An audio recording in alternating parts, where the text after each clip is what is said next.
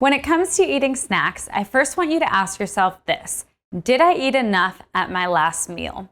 The reason you want to ask yourself this is because what you eat at each meal will actually shut off your hunger hormones.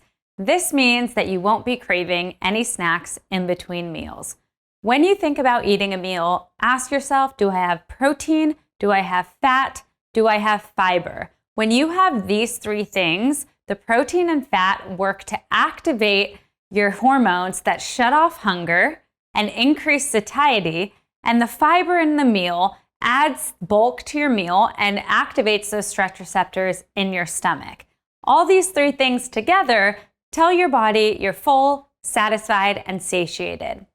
If you're still hungry in between meals, here are some snacks that you can include. When it comes to choosing a healthy snack, you really want to prioritize including protein.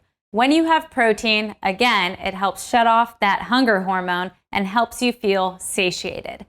Protein, as opposed to a bag of chips, one will help you feel full, the other you can consume probably the whole bag without even feeling full or satiated. So really prioritize eating protein, and you can include a fat with that or a carbohydrate or just have a mini meal. So some examples include beef jerky, hard-boiled eggs, banana and nut butter, celery and nut butter, a mini protein shake, or a mini meal with a protein like chicken, sweet potato, and an avocado. There are many other options that you can include, but make sure you're including that protein with a healthy fat or that protein with a carbohydrate source like fruit.